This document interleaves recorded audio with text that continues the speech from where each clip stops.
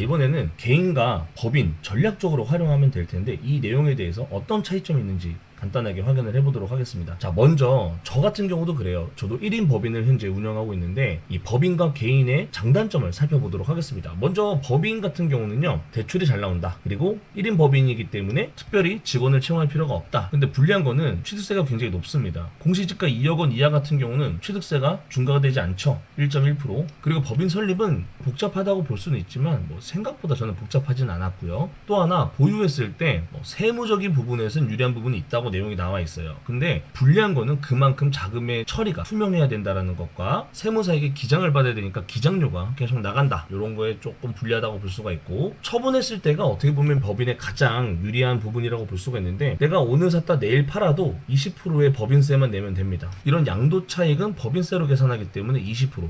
개인 같은 경우는 1년 이내로 팔면은 70%, 2년 이내 같은 경우는 50% 이렇게 되거든요. 거의 절반 이상을 가져간다고 보시면 되는데, 단기 처분했을 때는 법인이 훨씬 더 유리하다라고 볼 수가 있고요. 반대로 법인이 불리한 거는 1인 1세대 비과세 이런 거는 못하게 되겠죠. 그래서 제가 만약에 개인이라고 한다면 2년 터울로 한 사이클을 돌릴 것 같아요. 2022년에 1주택 취득을 했어요. 그리고 2023년에 두 번째 주택 취득하고요. 2024년에 세 번째 주택을 취득을 하면서 첫 번째 주택을 매도를 하는 거죠. 그리고 2025년에 네 번째 주택을 취득을 하면서 두 번째로 샀던 주택을 매도를 하는 겁니다.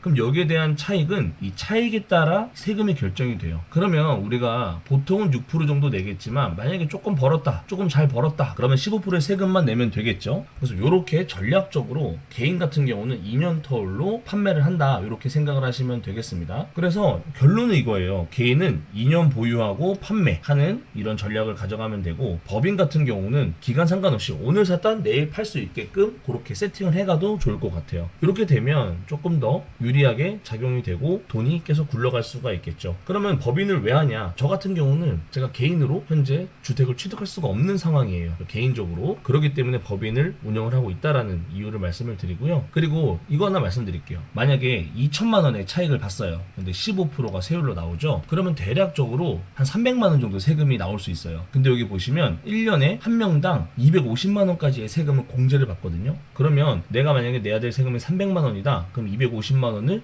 공제하게 되면 50만 원만 내면 되죠. 근데 여기서 또 빠지는 게 있습니다. 예를 들어 공인중개사 수수료, 법무사 수수료, 또는 우리가 취득할 때 냈던 취득세, 이런 것들이 다 이런 세금에서 빠지거든요. 그렇게 되면 거의 내는 세금이 없다고 볼 수도 있는 거예요. 그래서 2년 터울로 한다면 저는 개인도 굉장히 유리한 부분이 많다라고 보여지긴 하지만, 법인은 단기 매도했을 때 조금 더 유리한 부분이 있다라고 보여집니다. 그래서 저는 가장 크게 꼽는 게, 법인의 장점은 이런 법인세라는 개념으로 20%만 내면 되는데, 단점으로 보면요, 세무사 기장료도 단점일 수는 있겠지만 오래 보유한다고 해서 이렇게 세금이 낮아지거나 그러진 않아요. 2년 뒤에 팔거나 내일 팔거나 20% 내는 건 똑같다. 그리고 최근에는 이런 부동산을 보유하고 있을 때 종합부동산세가 계속 발생이 되기 때문에 오랫동안 보유하게 되면 세금만 계속 나가게 되는 그런 부분들이 있기 때문에, 요즘에는 법인을 운영하기에는 단기 매도 용으로는 괜찮은 것 같고, 오랫동안 보유하고 월세를 받기에는 조금 불리한 시기인 것 같다라는 것이 제 생각입니다. 그래서 이런 양도소득세 말씀을 드려볼게요. 앞에서 말씀드렸죠? 1인당 250만 원씩은 공제가 된다라고 말씀을 드렸는데, 이거 외에도 취득세, 공인중개사, 법무사 또는 소송비용까지 이런 것도 다 양도소득세에서 공제가 될 수 있는 부분이다라고 볼 수가 있고요. 매도한 주택에 대한 공사비도 양도소득세에서 공제를 받을 수가 있는 항목들이 있어요. 자, 샤시, 베란다, 욕실, 주방 확장, 이런 내용들, 그러니까 뼈대를 바꾸거나 수리했을 때는 이런 비용들이 세금에서 공제받을 수 있는 내용이긴 합니다. 근데 반대로 타일을 바꾸고 싱크대를 바꾸고 하는 내용들은 이 집의 기능과는 어떻게 보면 상관이 없는 내용이기 때문에 인정을 받지 못하고요. 반드시 뼈대, 기능과 연관되어 있는 내용으로 공사를 했던 부분만 양도소득세에서 공제를 받을 수 있다라는 내용을 알고 계시면 좋을 것 같아요. 요건 제가 이해를 어떻게 하는 게 좀 더 빠른가 생각을 해봤을 때, 제가 예를 들어 팔다리가 크게 다쳐서 치료를 받았을 때는 보험 적용을 받죠. 하지만 제가 보톡스를 맞거나 성형수술을 할 때는 보험을 못 받죠. 그런 내용이라고 생각을 하시면 됩니다. 그러니까 기능과 연관되어 있는 거 또는 미용과 연관되어 있는 것처럼 그렇게 나눠서 생각을 하시면 조금 더 이해가 빠를 것 같아요. 자,